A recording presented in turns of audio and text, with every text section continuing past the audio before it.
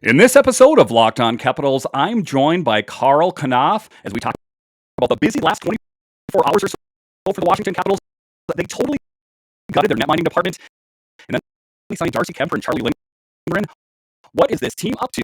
We'll talk about all of that and more next on this edition of Locked On Capitals.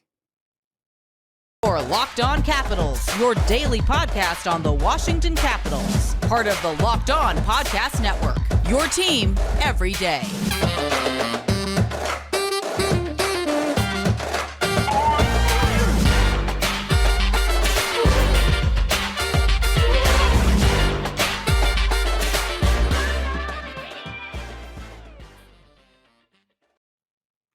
Well, hello and welcome into this edition of Locked On Capitals. I'm so glad you decided to join me today. As always, this podcast is free and available on all the major platforms, and I want to thank you for making this your first listen or view of the day. Yes, this podcast is also available in video form, so head on over to YouTube and check that out. My name is Dan Holney. You can find me on Twitter. It's at DanCaps218. You can find the show on Twitter. It's at Locked On Caps. In this edition of Locked On Capitals, I am joined by Carl Knopf of the Hockey Writers. Carl, welcome to the show. Thanks for having me. It's great to be here and chat. So if this last 24 hours couldn't have gotten any crazier, the Washington Capitals go out there and they just keep making big moves out there. They signed Strome today. What were your thoughts about that? What appears to me is that he is going to be filling in the role of a Nick Backstrom. What were your thoughts on that? I thought it was a good move. I thought it was a good contract too, the 1-year contract. With Wilson being out, with Backstrom being out, we really don't know with Nick right now. There's not a lot of talk with that. We know with Wilson, he's going to probably come back in December. I think that's the latest. But they needed some help on the top six. And I think this 1-year deal allows for them to see what they can get out of Strome. And he has a chance to prove himself early, kind of right off the bat. And, mesh with these guys, mesh with Ovechkin, Oshie, all the guys and see what he can do and fill in because they need production. Those first couple months, they're going to lose a lot of production, so they got to replace it with something. Yeah, it was just kind of a crazy last 24 hours. I kind of thought yesterday that, that was going to be it. They went out and they got Kuemper and they signed these other big players. But Strome, this is a big deal. The third overall pick in the 2015 NHL draft is coming off a strong year with the Chicago Blackhawks, which saw him dish 22 goals and 26 assists in 69 games. So just a solid pickup for the Washington Capitals. So how worried are you about Nick Backstrom, or does signing him, does that make you feel a little bit better about the situation? I think it's a little more relieving, I would say. Obviously, as any Capitals supporter, you don't even talk about Backstrom ever not being in a uniform, But I think second surgery on the same hip, at his age, it's something to think about. And but this brought some relief, I think. Even re-signing Johansson to a 1-year deal late last night, I think, also helped because, what were they going to do? Were they going to just insert McMichael right from the start and say, go at it for 2 months and see what you can do? Of course, he got experience last year, but that might have been a lot to ask of him. And now it kind of takes a little pressure off him, maybe the rest of the guys too. Yeah, so I was, for me, I was a bit worried as to what they were going to do because the outlook for that particular procedure that he had done is not that great, to be honest with you. And I am a bit concerned about if he will come back or not. So another great acquisition I think the Capitals made was by signing Connor Brown from the Senators. He almost appears like someone that could almost be slated in for a Tom Wilson position. What were your thoughts about that signing? I also thought, it was good. Like you said, to kind of slot in while Wilson's out.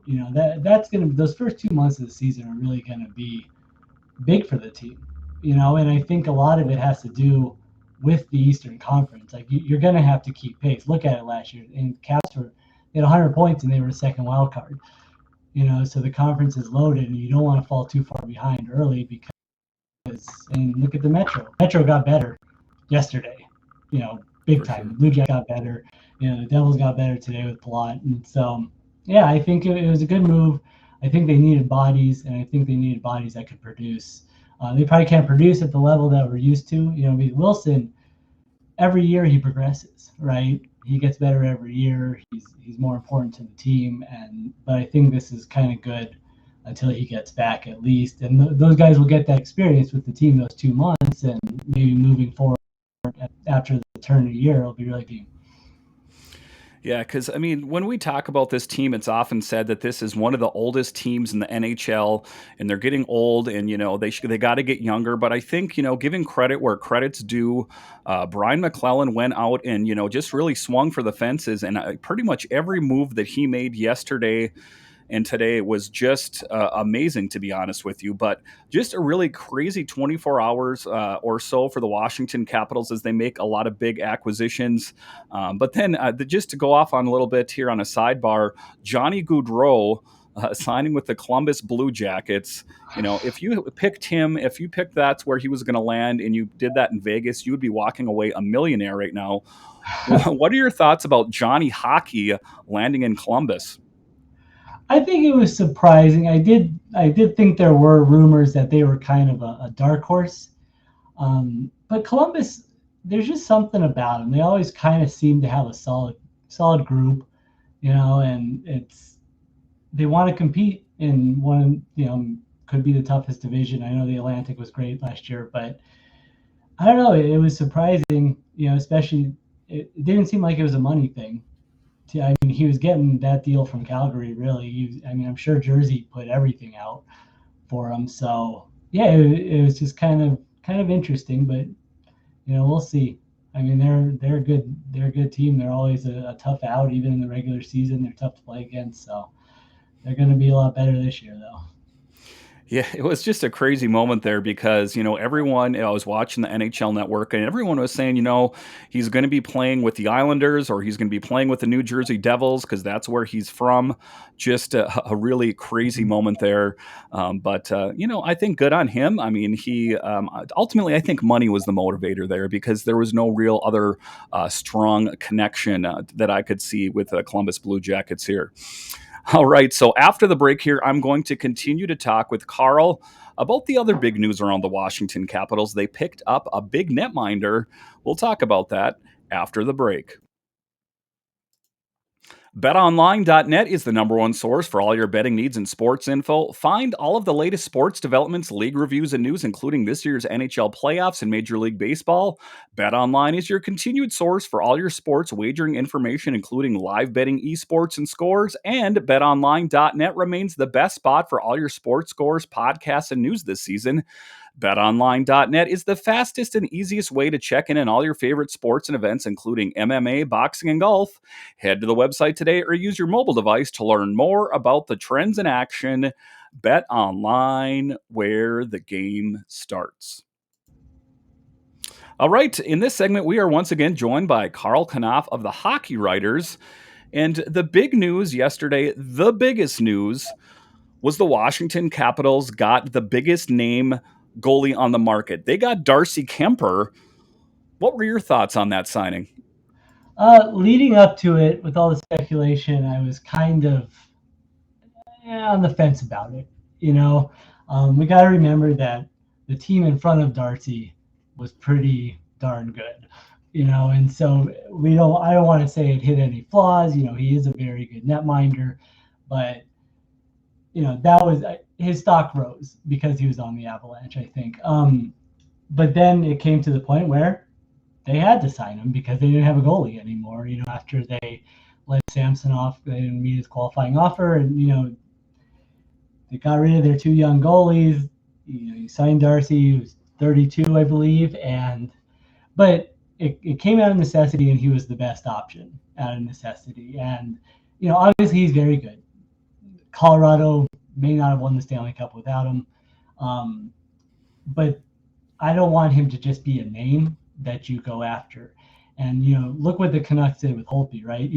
Hey, he has Stanley Cup experience, And then he goes there, and that was a young team, just made the playoffs. Like maybe he can get us to another round over the edge, but of course that didn't work out. And then he went to the Stars, and now he's injured, and who knows what's going to happen with him after the season. I don't know if he's playing this season. So I think what it is, though, is like we have to give it some time. Like I don't think he's going to magically come in this year and they're going to win the Stanley Cup. Right. It's going to be a change of system. I mean, before yesterday, they only had 5 defensemen on the roster. So are under contract. I mean, they took care of that a little bit, today and last night. But I mean, I like it now. I'll say that, and I think he will be good. But I hope you get those first couple of years while you're still kind of in contention. I don't want them to have to sign this guy for $25 million and then you're not really back to where you want to be for another 3 or 4 years when he's 36 years old. Yeah, I mean, when I looked at it, it was something I've talked about with different people on this show for a long time, is that, the Washington Capitals were all in on this Vanecek-Samsonov tandem. And, it was like you could see a car accident coming from, a miles away, and you just drove right into it surprised. And I wasn't surprised that it was a first-round exit. So, I think that this was just Brian Maclellan saying, enough is enough. It's time to cut bait. It's time to move on from this net-minding tandem. The surprising part to me was not so much that Vanecek went to the New Jersey Devils, but the fact that they didn't give a qualifying offer to Ilya Samsonov. I think that, the big thing there was that they didn't want to pay a backup goalie, this huge contract. What were your thoughts about the Capitals cutting ties with both of their netminders? Just really kind of a statement, I guess, middle finger to both of those netminders. I was pretty surprised. I wasn't surprised that one of them was going to be moved, right? But I think I always look at it like this. I think having both of them on the roster and splitting time, it was kind of having a safety net, no pun intended. Like, oh, well, someone's kind of entering a slump. Let me get this other young guy in. And they didn't seem to go with who was hot or who was slumping or anything like that. But when they're young, they need to learn how to get out of those slumps. Right. It kind of makes them better. So I think, with that, you had a good backup. And you just kind of well, we got a good backup. So if he struggles, we'll just put him in. And so I thought maybe getting rid of Vanecek and Samsonov could have come in here's the keys to the crease. Have at it, see what you can do this year, because honestly, this is going to be a tough year for them. It's not going to be like the things we're used to from them. And I think that started last year. You said you weren't surprised with the first round exit. I wasn't. I don't think they could have beaten any of those 15 teams in the playoffs 4 times last year. I really don't. Yeah, and I mean, just so to kind of have an accurate assessment of it, if we take a look at the playoffs, I think that ultimately Ilya Samsonov, they he gave the Capitals a good chance to win those games, and it was kind of one of the things that Brian Maclellan and Peter Laviolette primarily is the one that said, once it is game 1 of the playoffs, I want to know who my starter is. And I don't think in game 1, before, he didn't even know who the starter was there. I think he maybe flipped a coin and decided to go with Vanecek because, that blew up in his face, because then it was Samsonov in game number 2. So, but do you think they did the right thing by cutting ties with both of them? And which goalie would you have kept on the team? It's hard to say, and because of what I talked about, they were so flip-floppy, you really never got a true read on either of them. But Samsonov did perform in the postseason. He did his best. You were playing the Panthers. You were playing such a potent offense. What else do you want them to do? Really, they were going to get their goals on any goaltender, really. But I think maybe sticking with Samsonov would have been the right move. Because I think Vanecek came on last year and everyone kind of got hyped on him. And he was very good. Don't get me wrong, but I think, Samsonov was in the system. It didn't seem they gave him enough stretches, right, of chances. And then they just kind of cut ties. But then again, like you said, why would you want to pay a backup probably what he was going to go for? And it was a tough decision, but they did get a better goalie, and later, 32 though, with the team kind of where they are, it's kind of hard to get super excited about it. I think people should be excited, but I don't want people to be disappointed if the Capitals settle for a wild card or maybe even miss the playoffs. Like I said, the Eastern Conference is stacked, and look what the Red Wings did the last 2 days. They're all in. They're going for the playoffs next year. There's no secret there. And they were behind the Caps in the wild card, albeit 15 points or whatever it was at the end of the season. But it's going to be tougher this year, and so they got to be ready. Yeah, so it's going to be interesting next season to see how the Capitals perform with Darcy Kuemper, and kind of like what you were talking about there. Who knows ultimately how good they're going to do, because they had the Avalanche players in front of them, which, let's be honest, played pretty well. If you recollect, when Braden Holtby left from the 2018 Stanley Cup winning Washington Capitals to the Vancouver Canucks, there was a bit of a slide there. So it's going to be interesting to see how Darcy does on this team. But just in 57 games for Colorado in 21-22, Kuemper went 37-12-4 with a .921 save percentage and a 2.54 goals against. He then posted a 10-4 record with a .902 save percentage en route to the Cup. He had a save percentage of .915 all but 4 times in his 10-year career. So on paper, and sometimes when you put things in the pot, you burn them. When you look at this, I hope that this makes a recipe for a winning Capitals team. On paper, he seems like a great goalie. Is he going to be enough to get the Capitals past the first round and make a really solid push into the playoffs? Him alone, no. He won't be enough. Because you remember, at turn of the year last year, they were one of the worst offenses in the league, right? And I know they were dealing with injuries, but you still have superstar players on your team. And, so you can't really blame the goalie for the whole season last year. Right. And Kemner's going to help, but they're still maybe a player or two away. And the player could be on the team. And I look at someone, I know Anthony Mantha is out most of the year for surgery, but I think he's the X factor. And it's just Capitals fans, like, when is he going to be that X factor? Right. When is he going? So the player on the roster is just, when are they going to get that production or that they expect? And so Kempner's going to help, but I still think it's not the one issue that's going to get them to the next round. Yeah, and that's very true. But, the way I'm looking at it is I'm trying to look at it as a glass half full. And, the good side of it is I think that, they went out there and they addressed a situation of weakness, and they knew it was a weakness, and they didn't just go into next season with a Samsonov-Vanacek tandem. Because like I said in the show, if they did that next year, feel free to bang your head against a wall, because what's the definition of insanity, doing the same thing again and again and expecting a different result?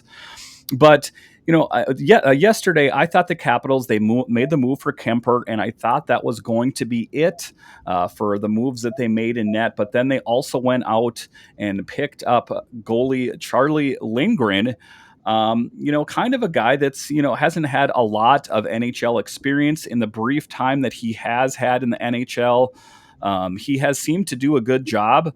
I ultimately think that the Washington Capitals will have a battle and the training camp in the fall. And I wouldn't be surprised, if it's a Fucale, if it's a Lindgren battle. What were your thoughts about them picking him up as a backup? It seems like they may have had a cheaper option in Hershey. Yeah, and I think Fucale proved himself in his brief stint last year that he can play. But I do think it was still fine, because you want to have kind of that buffer. Kempner's coming as a starter. Maybe they'll push him in training camp, right? But he'll be the starter, and then there will be a battle for the backup. But I'm comfortable with it, and I think that's what it is. Like Kempner, you were still kind of like, okay, that fixes a major issue, but what else? But as it all trickled down through free agency, you got a little more comfortable, you got a little more encouraging, and especially in that. And so I think it was good. You don't want to have Fucale as just the backup. You needed someone else. So I thought it was also a good signing. It wasn't a bad, like, against the cap. It was, $1 million a year or something like that, I think they got him for. So I think like you said, McClellan did a very good job. After there was a lot of like uncertainty and speculation and like, oh man, what's he going to do? But I think if you look at the whole free agency as its own entity, I think he did an excellent job. Yeah, so just here is what the haul is on him. Just the book on him is he is coming off a standout season with a 5-0-0 with a .958 save percentage and 1.22 goals against with the St. Louis Blues, while also dominating with a .925 save percentage. Good for second in the AHL with the Thunderbirds. So Maclellan offered him a competitive deal, and it paid off as he inked a 3-year, $3.3 million deal for the Capitals. So, I mean, talking about NHL, I guess that's bargain shopping. I think that, Yeah. it was a wise move because there are some underlying issues with Darcy Kuemper. If you recall, he had those issues with his eyes where he actually had to retrain his eyes. I'm not sure if he was having problems tracking the puck or what the issue is, but he did miss some games last season because of an eye issue. I assume that the Washington Capitals went over his medicals and felt confident in going forward with him, but a bit of concern. What are your thoughts on that? Well, he's joining the Capitals, so he's fitting in with all the right going to the IR. But I think, especially with the goalie's eyes, that's incredibly concerning. But I think, it's something that he's probably, he seemed to have dealt with over his career and dealt with it fine. But having this little backup, two viable backups helps. That's why it's like a little more comforting in that signing and having Fucali and Hershey, in case they need to fill in for a few games. Yeah, so I think that I think the Capitals did the right thing. I'm just kind of trying to address some of the concerns that I had with Darcy Kuemper. There's not a lot of them, but there's a couple things to worry about. All right, so after the break here, I'm going to continue to talk with Karl Knopf of the Hockey Writers as we talk about this Capitals team that's going to look a lot different and is a lot different in the fall. We'll talk about that next.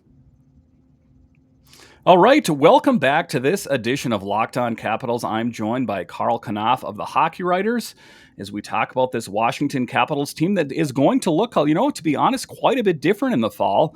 As we take a look at the defense, I'm seeing some of the projected opening night lineups and taking a look at the defense, and it doesn't look a whole lot different on the top line, Faravari and Carlson, second line, Orlov, Jensen. But then as you get to the third line, Gustafsson, Trevor Van Riemsdyk. Gustafsson was one of the players that they picked up yesterday as well. What were your thoughts about them picking up Gustafsson as kind of, almost like a depth defenseman? Well, it was relieving because they needed somebody. They didn't have three pairings going into the season. And I think, one thing that we don't want to overlook is Alexiev's surgery over the summer. Yep. Because I think, with him, he may have been called up. He may not have made the opening night roster, but it was kind of expected like he was going to make that jump. But Lucas Johansson had a good Hershey season, and so you might see him get some time. They re-signed Matt Irwin, tonight, I think. So that's a body. But, it was relieving that they got somebody, and I think the defense surprised me last year, and I think Nick Jensen surprised me last year. I think he had a pretty solid season, and so, but that third pairing, that's just kind of where they're gonna have to figure some things out right away, and that kind of goes back to Kempner too. He's coming into a new system, and there's a third pairing out there that you're not totally sold on, right? And you just kind of have a couple bodies out there, but I think Alexiev, what does he come back in November, maybe after his surgery? And Yep. Obviously they won't throw him into the NHL right then, but that'll be kind of good to just have him available and see what Laviolette wants to do with these pairings moving forward. You might not even want to keep Orlov and Jensen on the same pairing. You might want to split them up. Yeah, and just some solid moves because, there was some people around the Capitals and, beat writers and stuff that thought they should totally just tear it down to the studs with this team and start all over again. But there were certain agreements made with Alex Ovechkin that he would play on a competitive team. So I kind of understand the thought process about why they did what they did. Another defenseman that has to slot in there as well is Lucas Johansson. I think that, this is his year to try to really make a break on this team as well. So just to pivot here a little bit, what were your thoughts on the draft in the first round? The Capitals picked up Ivan Miroshnichenko. What were your thoughts about picking him up so early? There's some concerns there as well with that Hodgkin's lymphoma. If you take a look at him, he is rated as a top 10 forward with a big upside. But the worrisome part is the lymphoma. The book on it is that the recovery rate is quite well. What were your thoughts about the Capitals going with him? Well, first of all, his recovery is, most important, and that's great for him and his family and everybody. I thought, if it's gone, and he can play to the ability he's able to play at, then you're setting up this transition from one generation into the next, I think.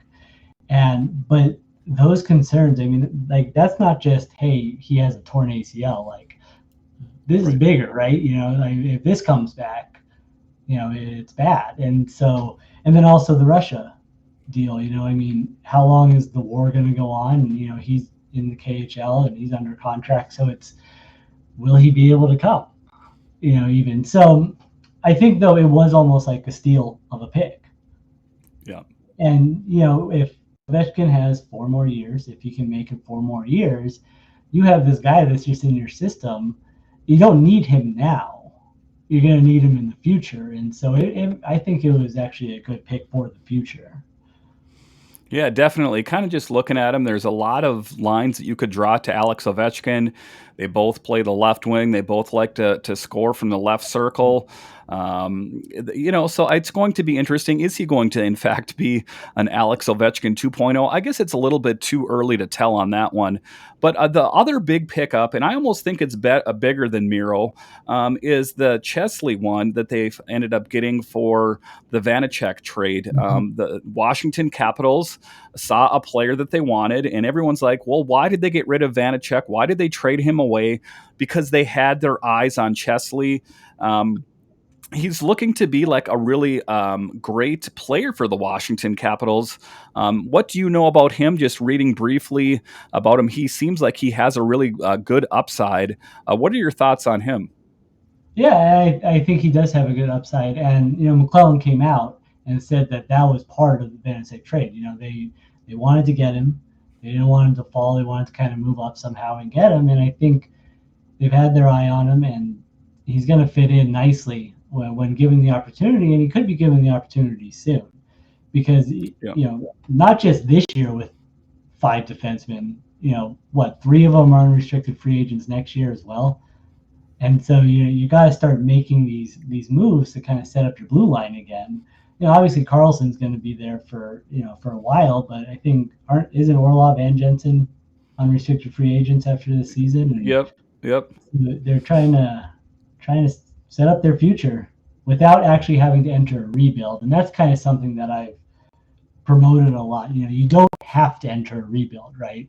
You can enter a transitional period. And you might miss the playoffs. Even with Ovechkin, you might miss playoffs 1 year, maybe in our wild card 2 years. But if you can get these guys developed and maybe get a free agent in there, and then you're still going to be competitive. Yeah, and just looking at it, I think like I was saying, I think that's almost a bigger pickup for them to get Chesley, to get that younger defenseman in there. I almost might be ready sooner than Miro is, because I think that he still has 1 year left in Russia. Excuse me, if memory serves. So just some really solid moves by the Washington Capitals. So we're coming up on the end of the show here. All in all, what are your projections for this Capitals team next year? I've always talked about that you have to give up someone big to get someone big, but the Capitals and Brian Maclellan did it pretty tactfully, I got to say. They put in some really big players into this lineup, and they didn't have to give up a whole lot. There's a lot of people, myself included, that thought they were going to have to give up someone like an Oshie or a Carlson to get some of these big name players, but they didn't do that. So, I guess I give them A++ marks in that, and it remains to be seen how these players will gel together and play next year. But what are your predictions for next year? I want to say they'll be a wild card team again, but I'm not going to be surprised if they don't get it, just because I think this first half of the year is so key to them, with Wilson and Backstrom being out.